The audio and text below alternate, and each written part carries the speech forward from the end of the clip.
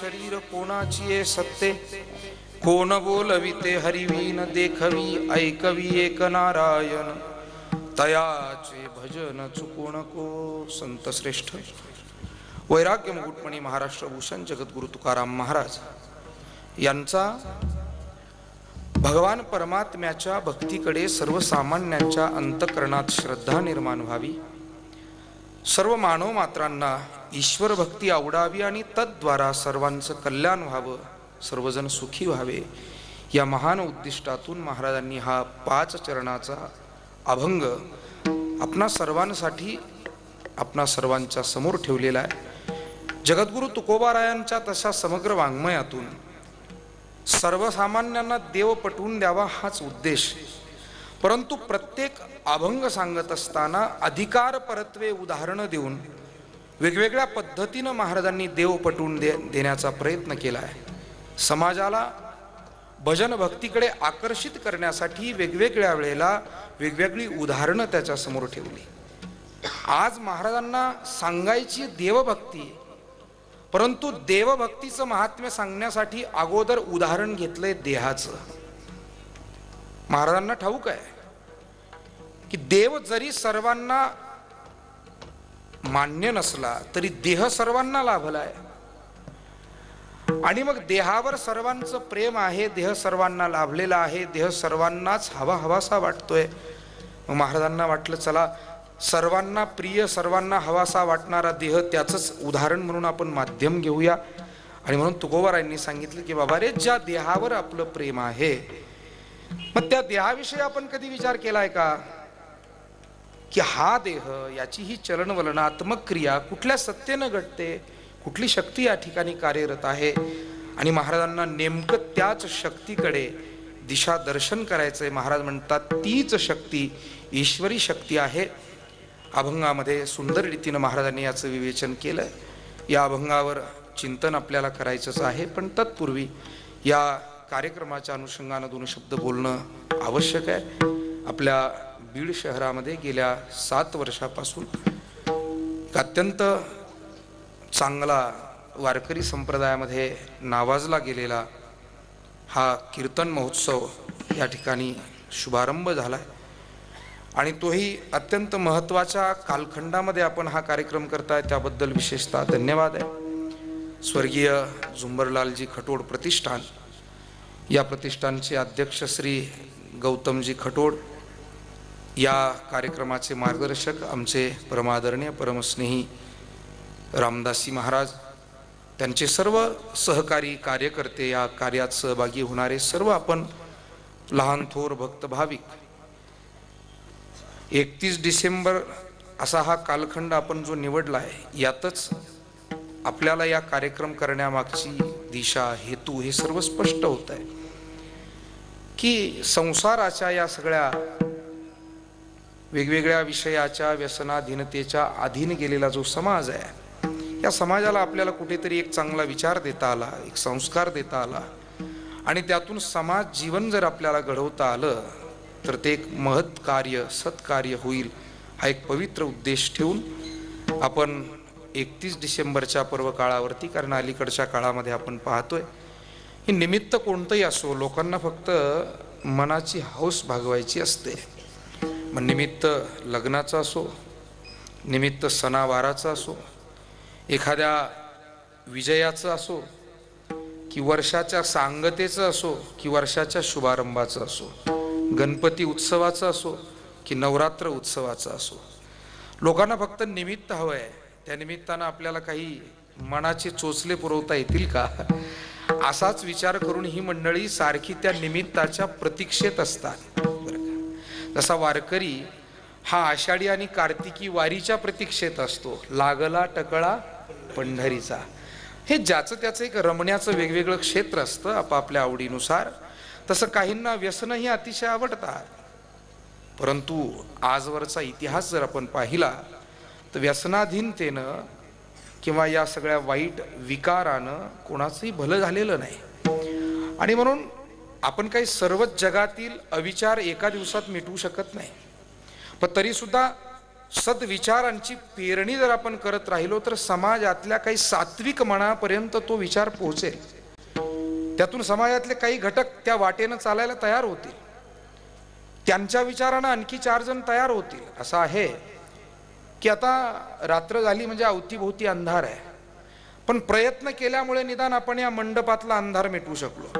मला असं म्हणायचं नाही की आपण काही सगळ्या विश्वातला अंधार अविचाराचा मिटवू शकू, पण निदान आपल्या गरजेपुरता आपल्या अवतीभोवती तरी ज्ञानाचा, विचाराचा, सदाचरणाचा काही प्रकाश जर आपल्याला निर्माण करता आला तर आजच्या काळामध्ये ते सर्वात मोठं पुण्यकार्य. आणि म्हणून असं एक पुण्यकार्य मनाशी ठरवून ही कार्यकर्ती मंडळी जो हा कार्यक्रम करतात त्याबद्दल प्रथमतः त्यांना धन्यवाद आहे. आणि निश्चितच परमेश्वर हे सत्कार्य आपल्या हातनं चांगल्या रीतीनं पुढेही सदोदित चालू ठेवणार आहे. विठाला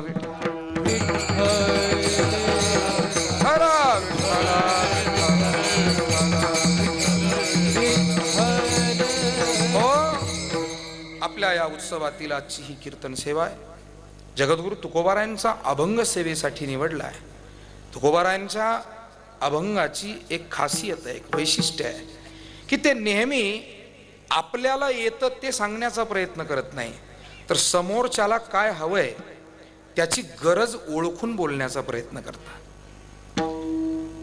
आपल्याला माहिती, एक शिक्षक हा नेहमी आपल्या वर्गातील मुलांची पात्रता ओळखून त्यांना शिकवत असतो. आता इथे अनेक गुरुजन शिक्षक बसलेले असतील याची मला खात्री आहे. मग ते कुठल्या वर्गात आलेत, 5वीच्या वर्गात आहे की 6वीच्या वर्गासमोर ते बोलतायत की 10वीच्या वर्गासमोर बोलतायत, याचं भान त्याला प्रथम ठेवावं लागतं. आणि मग त्या विद्यार्थ्यांच्या बौद्धिक पातळीला झेपेल, त्यांना आवश्यक असेल अशा विषयात प्रवेश करून सहजपणे त्यांना कसं झेपेल हे देण्याचा तो प्रयत्न करतो. कुठलाही डॉक्टर आपल्याला माहिती असणारी सर्व औषधी पेशंटला सांगत नाही. पेशंटच्या गरजेप्रमाणे त्याला औषधी देऊन त्याला बरं करण्याचा तो प्रयत्न करतो. हे जसं एका चांगल्या वैद्याचं, डॉक्टरचं लक्षण आहे. संत साहित्यामध्ये आपण डोकावत असताना, अभ्यास करत असताना सुद्धा हे लक्षण आपल्याला तिथे प्रकर्षानं जाणवतं की संत हे नेहमी त्यांना येतं ते सांगायला जगामध्ये आले नव्हते. आणि म्हणून एक वर्ग आपल्याला असा पाहायला मिळतो जगामध्ये, आपली विद्वत्ता दाखवण्यासाठी जो खटाटोपानं प्रयत्नपूर्वक फिरत असतो तो विद्वान, पंडित. परंतु समाज हित जपण्यासाठी, समाजाच्या अंतःकरणात, विचारात काही सदपरिवर्तन घडून आणण्यासाठी प्रामाणिक प्रयत्न करतात ते संत. विठाला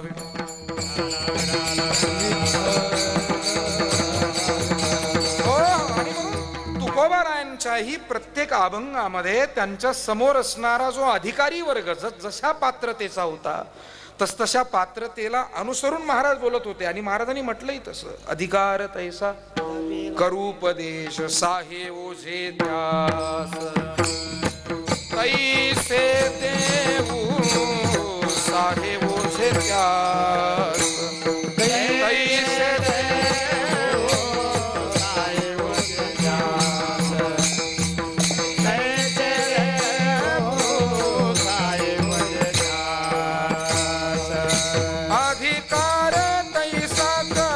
उपदेश अधिकार तैसा करो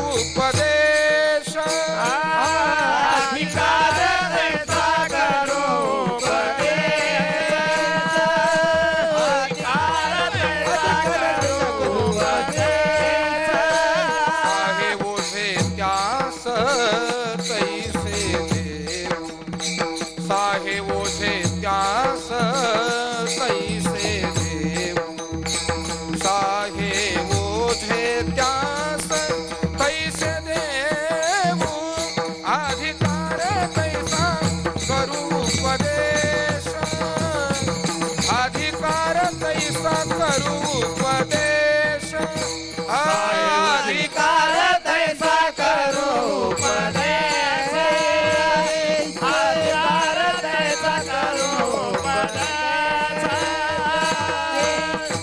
अधिकार तैसा करू उपदेश साहे ओझे त्यास तैसे देऊ. महाराजांनी उदाहरण दिले, मुंगीवरी भार गजाचे पालन. पालान असे चालेल का? अहो पशु आहे मुंगी आणि त्याच्यावरती हत्तीवर जो भार घालायचा तो लादून चालेल का?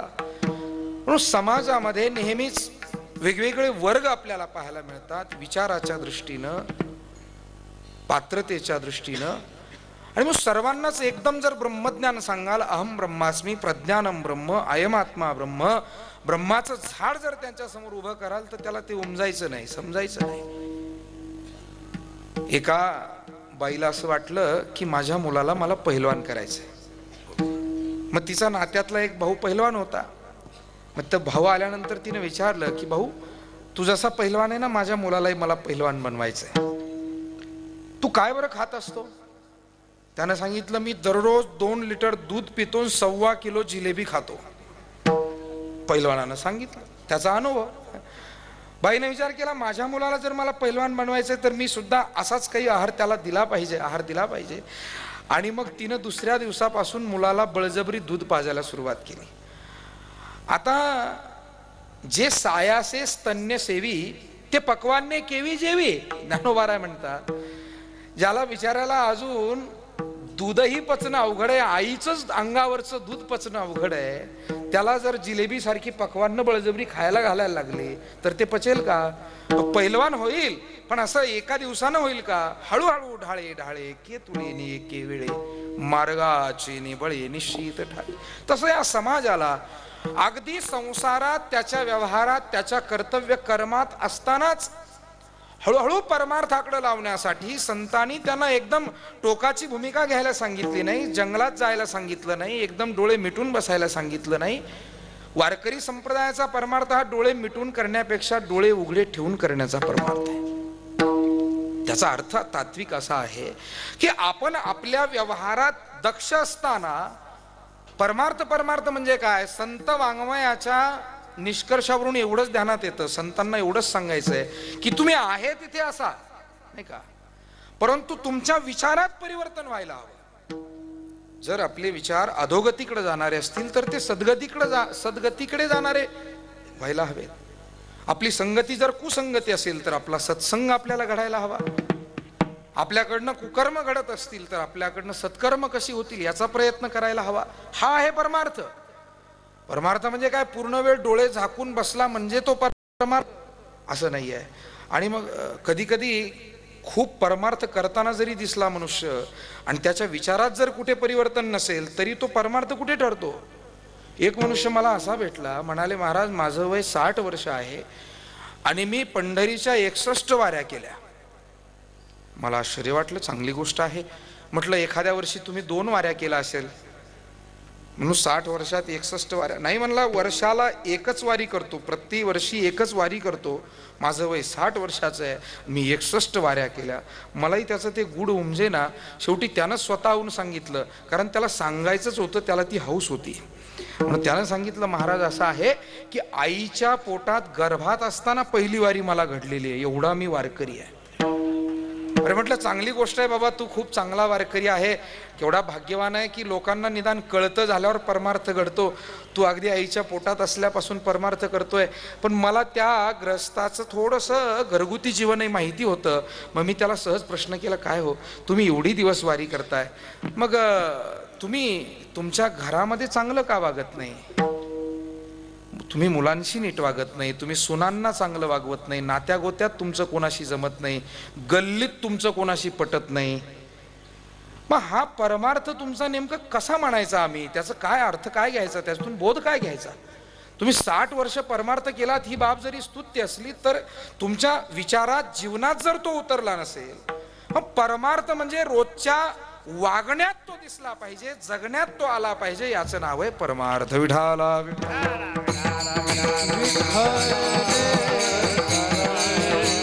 आणि संतांना नेमका असा समाज घडवायचा होता. म्हणून समाजानं आपापली कर्तव्य करावी. आमच्या सर्व संतांनी त्याविषयी अगदी मोकळेपणानं सांगून टाकलं. सुखे करावा संसार न सांडावे दोन्ही वार. किंवा ज्ञानोबा तर म्हणतात, असोनी संसारी जिव्हे वेगू करी वेद शास्त्र उभारी बाह्या सदा. तुकोबाराय आणखी सोपं करून सांगतात, कामामध्ये काम काही म्हणा राम राम, जाईल भवश्रम सुख होईल दुःखाचे. संसाराची कर्तव्य पार पाडताना एक गोष्ट मात्र खरी आहे की उद्विग्नता वाढत जाते, दुःख वाढत जातं, अशांती वाढत जाते, कारण तो संसाराचा मूळ गुणधर्म आहे. समुद्राचं पाणी जसं खारट आहे, का खारट आहे? त्याचा तो मूळतः गुणधर्म आहे. तसं संसाराचे अंगी अवघीच व्यसन आहे.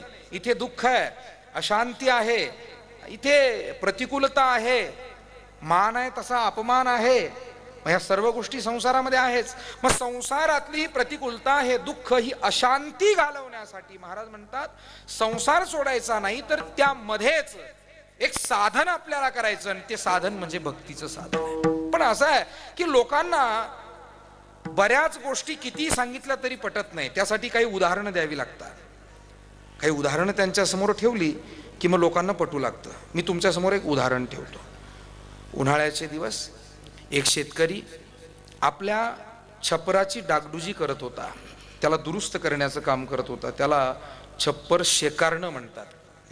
आपल्याकडे काय म्हणत असतील मला, शेकारणी करणं म्हणतात. जुनं झालेलं जे पाचरट वगैरे ते काढून नवीन पाचरट तो घालत होता. तरुण शेतकरी उन्हामध्येही रखरखत्या उन्हात त्याचं काम चालू होतं. त्या काम करणाऱ्याचा जो वृद्ध पिता, त्याला जरा वाईट वाटलं की अरे मुलगा एवढ्या उन्हात काम करतोय. मग तो म्हातारा काठी टेकत बाहेर आला आणि त्या मुलाला सांगायला लागला की बाबा रे, ऊन फार चटकतंय, तू जरा खाली ये आणि नंतर थोड्या वेळानं तासाभरानं पुन्हा काम कर. मग त्याला वाटलं काम लवकर झालं पाहिजे, तो जरा थोडासा कर्तव्यनिष्ठ होता. म्हाताऱ्यानं विनवणी करूनही तो काही खाली येईना. मग म्हाताऱ्यानं काय केलं, एक गंमत केली. तो वर जो काम करतोय त्याचा छोटा मुलगा घरात खेळत होता. म्हाताऱ्यानं त्या पोराला बोटाला धरलं आणि असं उन्हामध्ये आणून उभं केलं बाहेर, त्याला दिसेल अशा स्थितीमध्ये उभं केलं. तो वरून आपल्या पोराला ओरडायला लागला, ए कार्ट्या, अरे उन्हात काय खेळतो, सावलीत हो. म्हातारा म्हटलं काय रे, मग तुला जर तुझ्या मुलाची काळजी तर मला माझ्या मुलाची काळजी नाही का, उतर खाली. याच्यातून एकच आहे की उदाहरण दिलं की माणसाला चटकन पटतं. विठाला सरळ एखादी गोष्ट जर सांगावी तर ती रुचत नाही, पटत नाही, मन त्यावर लवकर विश्वास ठेवत नाही. आणि म्हणून आपल्या संत वाङ्मयामध्ये दृष्टांत देणं, उदाहरणं देणं, परंतु ती उदाहरणं ते दृष्टांत देत असताना सुद्धा आणखी एक महत्वाची जबाबदारी आहे, त्याचा दर्जा सांभाळणं, हे सुद्धा तितकंच महत्वाचं आहे. कारण हे जे क्षेत्र आहे हे मुळातच एक पवित्र विचाराचं आणि अध्यात्माचं क्षेत्र असल्यामुळे इथे लोकांना जरी थोडंसं मनोरंजन आवडत असेल, अनेक गोष्टी आवडत असतील, परंतु हे सर्व होत असताना इथल्या वक्त्याची जबाबदारी ही आहे, या व्यासपीठावर उभं राहणाऱ्याची जबाबदारी ही आहे की आपल्याकडनं नाही या क्षेत्राला फार आपल्याला बळ देता आलं, निदान या क्षेत्रातील काही नियमांची पायमल्ली तरी आपल्याकडनं होऊ नये. भक्ती ज्ञाना विरहित गोष्टी इतरा न कराव्या, प्रेम भरे वैराग्याच्या युक्ती विवराव्या, जेणे करोनी मूर्ती ठसावी अंतरी श्रीहरीची, ऐसी कीर्तन मर्यादा हे संतांच्या घरची. आणि म्हणून दृष्टांत, उदाहरणं देणं. तुकोबाराय सुद्धा दृष्टांत देतात, ज्ञानोबाराय तर दृष्टांत देण्यामधले फार महान संत आहेत. ज्ञानेश्वरी जर तुम्ही चांगली अभ्यासली तर ज्ञानेश्वरीमध्ये एकाच ओवीत कधी कधी 2-2, 3-3 दृष्टांत, एका शब्दात दृष्टांत आहे. किटिटी भू चांचूवरी मापस्वे सागरी, मी नेन तू त्या परी प्रवर्तेथ. एक दृष्टांत आहे. आता हा सगळा आपला विषय नाही, परंतु ज्ञानेश्वरीमध्ये जवळजवळ 3-3.5 हजार दृष्टांत आपल्याला सापडतील वेगवेगळे विषय पटवून देण्यासाठी. तुकाराम महाराजांनी विचार केला, जे बुद्धिवादी आहेत, वेदशास्त्र मानणारे आहेत, त्यांना जर आपल्याला देव सांगायचा असेल तर त्यांना त्या पातळीवर जाऊन सांगावं लागेल. म्हणून त्यांच्यासाठी महाराज कधी कधी त्या पातळीवर जाऊन बोलले. वेदानंत बोलिला अर्थै तुकाची साधिला, विठोबाशी शरण जावे, निजनिष्ठा नाम गावे. म्हणजे भजनच सांगितलं, परंतु वैदिकांना, वेद जाणणाऱ्यांना, त्यांना समजेल अशा बोधावर, त्या पातळीवर जाऊन महाराज बोलले. पण महाराजांनी विचार केला की सर्वच काही वेदशास्त्र जाणणारे नाहीत. बहुसंख्य समाज हा सामान्य स्थितीत वर्तन करणार आहे, आपल्या संसाराचं ओझं वाहत तो जगणार आहे. मग याला पटेल रुचेल असा दृष्टांत देऊन आपण बोललं पाहिजे. कारण असं आहे की पोरांशी बोलण्याची भाषा थोरांशी वापरून जमत नाही आणि थोरांची भाषा पोरांशी वापरून जमत नाही, हा नियम आहे. समजा एखाद्या लहान मुलानं आपल्या आजीला विचारलं मुलानं प्रश्न विचारला छोट्या बालकानं की आजी हे आकाश वर का गेलं. तर आजी त्याला पटेल, कारण ती पोराला समजून द्यायचंय ना. मग पोराशी बोलण्याची भाषा कशी असते, ती काल्पनिक असू शकते. मग त्याला पटेल असं आजी सहज बोलते, काय झालं बाळा, पूर्वी हे आकाश की नाही खूप खाली होतं, मी अंगणामध्ये झाडत होते आणि झाडता झाडता की नाही ते माझ्या पाठीला लागलं. आता हे तुम्ही सर्वांनी ऐकलेलं आहे लहानपणी. मग ती आजी त्या आपल्या नातवाला सांगते की माझ्या पाठीला लागलं, मला की नाही या आकाशाचा फार राग आला आणि हातातल्या झाडून असं फटकारलं म्हणते त्याला की ते घाबरलं, जे वर गेलं ते इतक्या दूर जाऊन थांबलं. आता आजीनं छोट्याशा नातवाला हे पटवून दिलं, पण आजी जर हे आजोबाला सांगायला लागली तर त्याला पटेल का, नाही ना पटायचं. आणि म्हणून कुठे कोणती भाषा वापरायची, कुठे कुठल्या विषयावर बोलायचं याचं भान ज्या वक्त्याला आहे तो वक्ता खऱ्या अर्थानं सर्वप्रिय वक्ता असतो. त्याला ते कळायला हवं. नाहीतर मग वास्तुशांतीच्या कीर्तनाला गेला आणि तिथं म्हणायला लागला, याजसाठी केला होता अट्टहास, शेवटचा दिस गोड व्हावा, समय जाना भलते नाना भलते थे, विठाला विठाला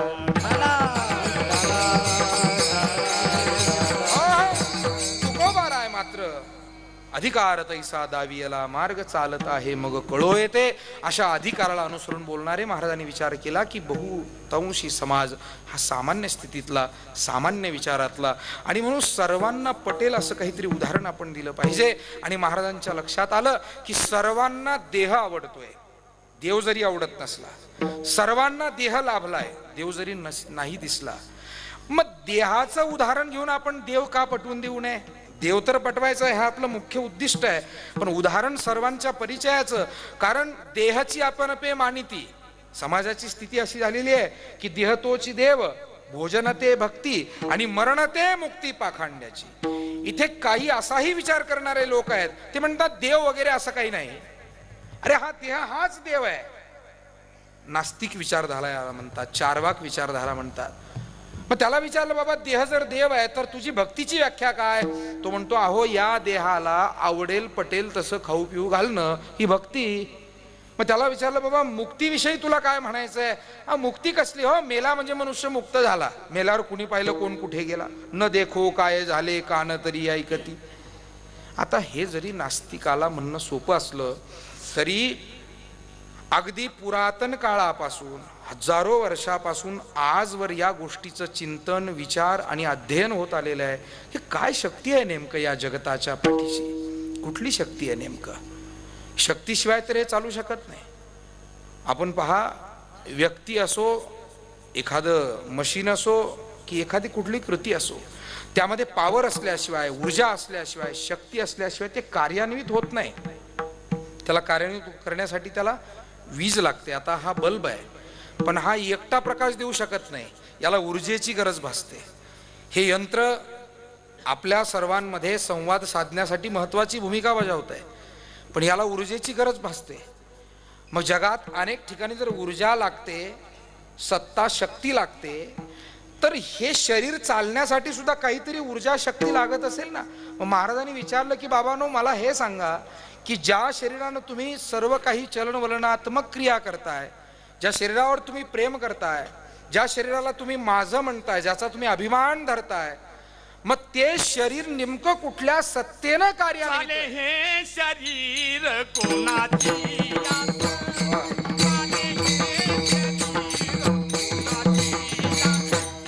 चाले हे शरीर कोणाची,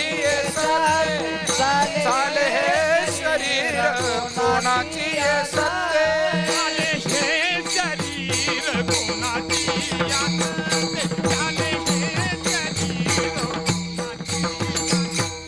चाले हे शरीर कोणाची सत्ते.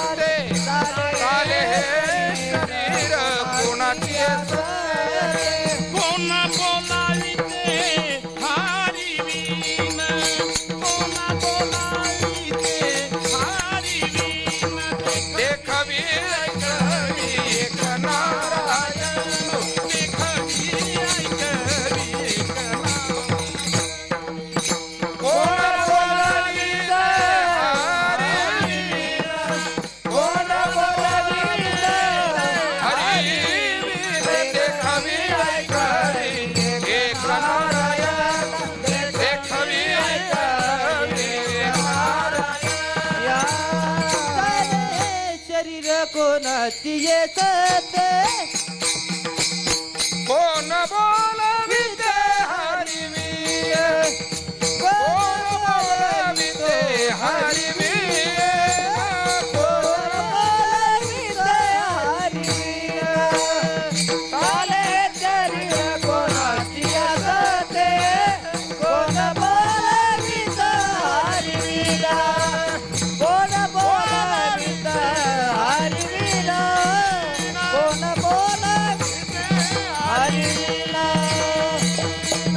चाले हे शरीर कोणाची आहे सत्ते.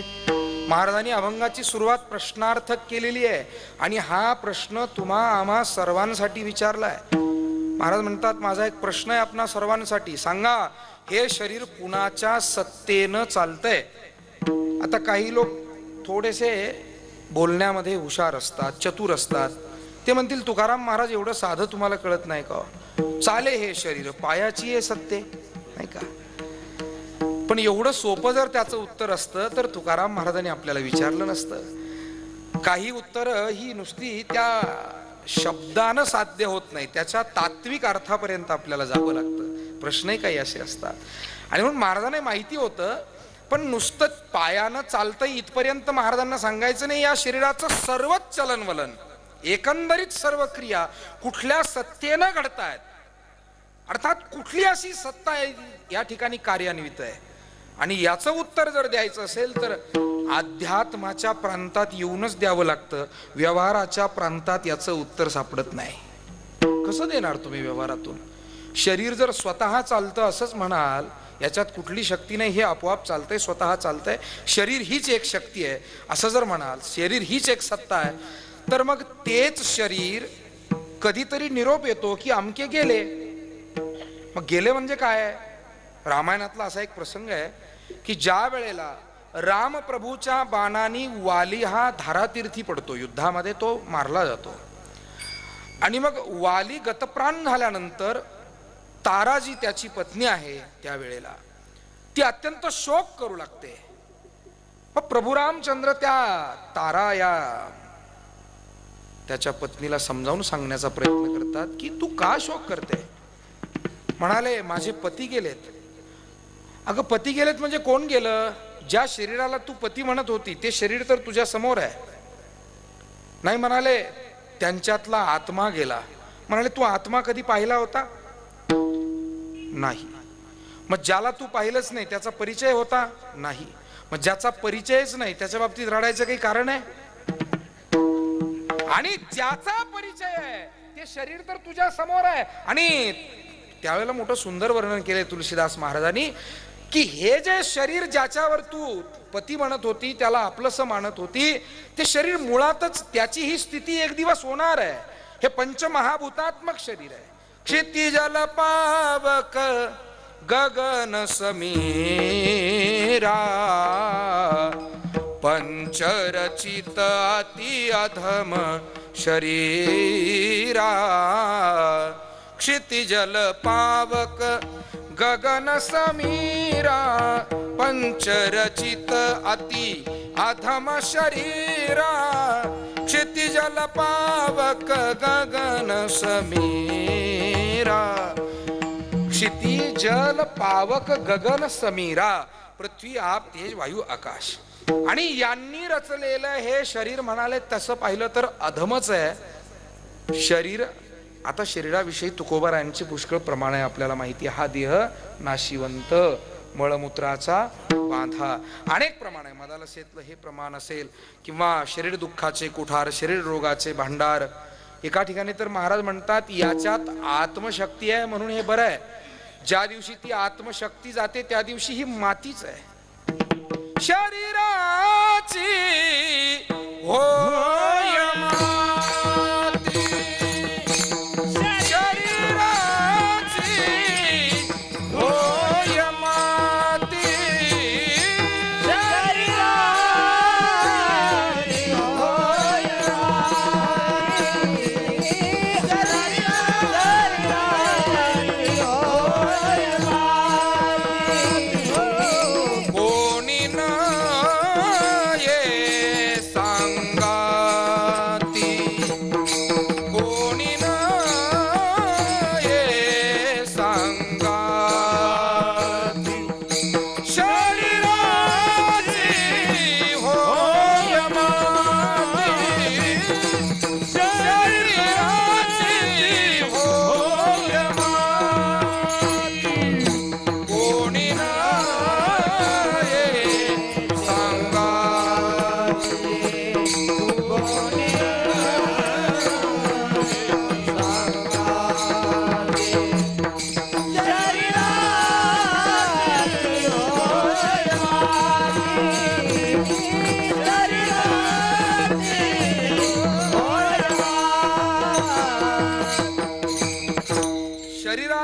स्वतःची सत्ता नाही.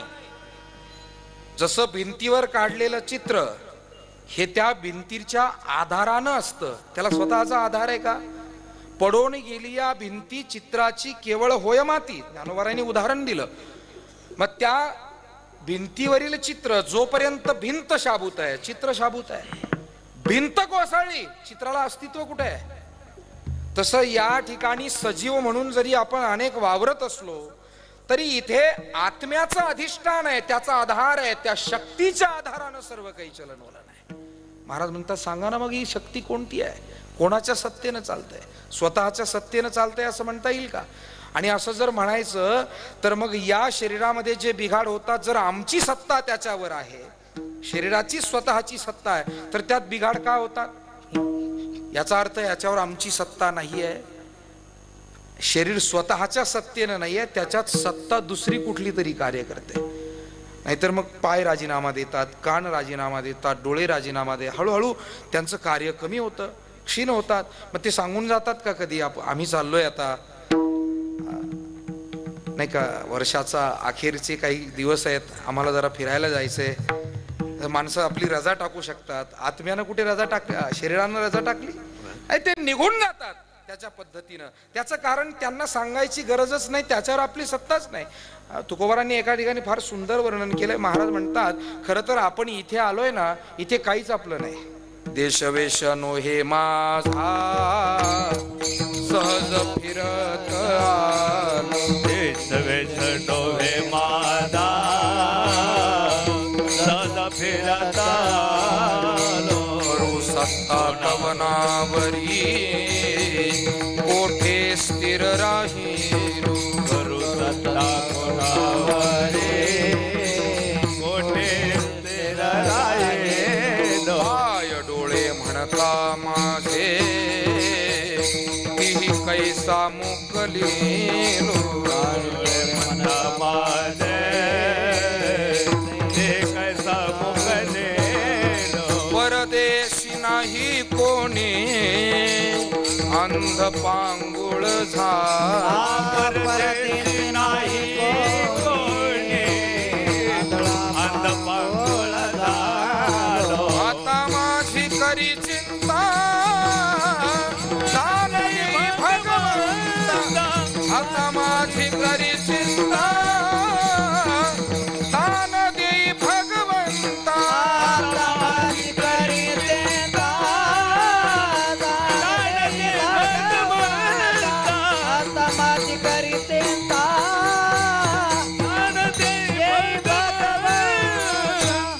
देश वेश नोहे माझा सहज फिरत आलो, करू सत्ता कवनावरी कोठे स्थिर राहिलो. कुठला देश? मृत्यू लोकाला देश हा शब्द वापरला. हा देशही माझा नाही, म्हणजे या मृत्यू लोकात आपण पाहुणे आहोत. आणि वेश, वेश म्हणजे आपण जो परिधान करतो तो नव्हे. महाराजांना या शरीराला उद्देशून बोलायचंय. शरीर हा आपला वेश आहे आणि मृत्यूलोक हा देश आहे. पण हा देशही आपला नाही आणि हा वेशही आपला नाही. देह हे काळाचे धनकुबेराचे. मग देहावर कुठे सत्ता आहे? नाही सत्ता. मनुष्य म्हणत असतो की मी हे करील, मी ते करील, परंतु त्याच्या हाती काही नाही. माडगुळकरांनी फार समर्पक लिहिलं. ते म्हणतात पराधीन आहे जगती पुत्र मानवाचा. आणि हीच गोष्ट अत्यंत खरी आहे. मनुष्य अनेक गोष्टींची वल्गना तो करत असतो की मी असं करील, मी तसं करील, पण सर्वच गोष्टी तो करू शकतो का? नाही. याचा अर्थ सत्ता इथे ईश्वरी सत्ता आहे, ईश्वरी शक्ती आहे, ज्याला परमात्म शक्ती म्हणतात. तीच आत्मशक्तीच्या रूपानं सर्वांतर्यामी होऊन या जगामध्ये शोभते आहे. नाथ महाराजांनी निरीक्षण करून या ठिकाणी सांगितलं की ईश्वरी शक्तीच, तेच चैतन्य अनेक जीवमात्राच्या रूपाने या सृष्टीमध्ये विखुरले. चैतन्याची शोभा शोभत एका जनार्दनी एकपणे उभा, चैतन्याची शोभा शोभत. सत्ता कुणाची आहे? सत्ता धन्याची किजी माय बाप. नाथांचं भारूड आहे. किंवा गीतेमध्ये स्वतः भगवानच म्हणाले गतिर्भरता प्रभू साक्षी निवास शरणं सुरत प्रभव प्रलय स्थानं निधानम बीजमव्ययम. ऐसा जो समर्थ तो मी या जगाचा नाथ आणि गगना ऐसा साक्षीभूत तोही मीची. पुढच्या सर्व ओव्या आपल्याला माहिती आहे. पर्वत त्याची जागा सोडू शकत नाही. पृथ्वीनं सर्व भूतमात्रांचं पालन पोषण करावं. सूर्यानं सर्वांना प्रकाशित करावं. या सर्वच गोष्टी, काळ असेल, प्राण असेल, या सर्वांवर माझी सत्ता आहे भगवान सांगतात. मग ही जर त्याची सत्ता आहे पण अज्ञानानं आपण मानत नाही, मग आपण नाही मानली म्हणजे त्याच्या सत्तेला बाधा येईल का? उदाहरण घ्या. समजा घुबडांची बैठक बसली. अनेकांच्या बैठका होतात, अनेकांचं संघटन होतं, अनेक संघटना उभ्या राहतात. घुबडांना वाटलं आपण एक संघटना काढूया आणि म्हणून त्यांनी जंगलामध्ये एक बैठक घेतली आणि त्या बैठकीमध्ये त्यांच्यातला एक ज्येष्ठ घुबड सर्व त्या बैठकीला संबोधित करू लागला आणि त्याने सांगितलं की माझ्या बंधूंनो, हे जगातील सर्व लोक नेहमी म्हणत असतात की सूर्य आहे, सूर्य आहे. सांगा बंधूंनो, तुमच्यापैकी कोणी सूर्य पाहिलाय का? आता ती सर्व घुबडं होती आणि आपल्याला घुबडाची मर्यादा माहिती असेल. तुमच्याकडे घुबडं कमी आहेत की काय? नाही, मी घुबडांविषयीच बोलतो, माणसाचं मला काय बोलायचं नाही. चांगली गोष्ट आहे, तुमच्याकडे कमी असतील तर आनंद आहे. तर घुबडाला दिवसा दिसत नाही ही त्याची मर्यादा असते. का दिवसा फुटती डोळे डुडुळाचे. त्याला दिवसा काही कळत नाही, त्यानं सूर्य कधी पाहिलेलाच नसतो. आणि म्हणून ते सर्वच घुबड होते आणि एक मुखानं त्यांनी सांगितलं की नाही, सूर्य नावाची वस्तू या जगामध्ये नाही, कारण त्यांना सूर्य दिसत नाही. मग घुबडांच्या सभेमध्ये एक मतानं ठराव पास झाला की सूर्य नाही. मग आता विचार असा करायचा आहे की घुबडांनी त्यांच्या सभेत ठराव जरी पास केला सूर्य नाही म्हणून, सूर्याच्या अस्तित्वावर बाधा येते का? तसं अशा काही नास्तिकांनी एकत्र येऊन म्हटलं की देव नाही. 2 वर्षापूर्वी एक संशोधन सुरू झालं होतं, राम झाला की नाही. आणि मग काही घुबडं दिल्लीत बसली बरं का, आणि त्यांनी तिथे निष्कर्ष लावला. त्यांना एक ज्येष्ठ घुबड इकडून दक्षिणेतून सहकार्य करत होता. म्हटलं राम झालाच नाही, राम सेतू कसला? तो चष्म्यावाला एक होता बा दक्षिणेतला. चला जाऊ द्या, सगळ्यांची नावं कुठे घेत बसायची. आता एवढ्या घुबडांची नावं घेण्यासाठी काय एवढं कीर्तन आहे आपलं? कीर्तनामध्ये देवाची नावं घ्यावी. विठाला विठाला.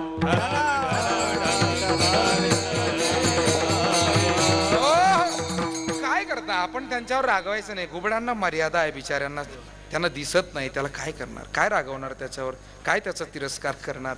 आणि म्हणून नास्तिकांनी देव नाकारला म्हणून देवाच्या अस्तित्वावर बाधा येत नाही. अहो, देव आहे की नाही हे इतरांना विचारण्यापेक्षा आपणच स्वतः विचार करा की आपल्याला जो चालवतोय, बोलवतोय महाराज तुकोबाराय, हेच तर आपल्याला आज या अभंगातून विचारताय की बाबांनो सांगा ना, मग कुठली सत्ता इथे कार्यान्वित आहे? इथे तीच सत्ता कार्यान्वित आहे. तोच हृदयामध्ये, तैसा हृदयामध्ये मी रामू, असता सर्व सुखाचा आरामू, की भ्रांतासी कामू विषयावरी. आणि विज्ञान सुद्धा त्याच दिशेनं प्रयास करत आहे. विनोबा भावेंचं एक वाक्य आहे, ते असं म्हणतात की अध्यात्म आणि विज्ञान यामध्ये जी विचारात दरी आहे ती तोपर्यंतच आहे. अध्यात्म हे ईश्वरी संशोधनाच्या बाबतीत बरंच पुढं पोहोचलेलं आहे आणि विज्ञान अजून बरंच मागे आहे.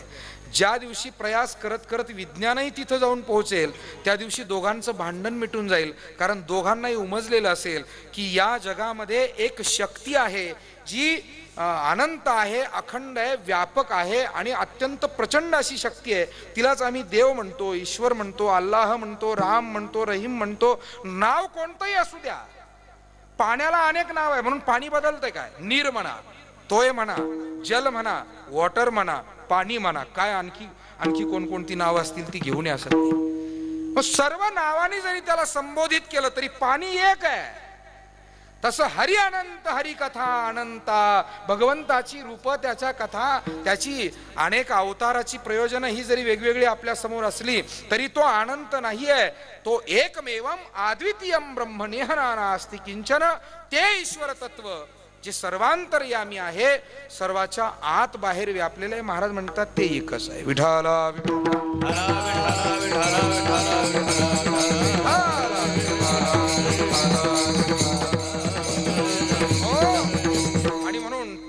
सत्ता या ठिकाणी कार्यान्वित आहे. फक्त अज्ञानामुळे ज्ञानोबाराय म्हणतात जवळी आहे परी भेटेना.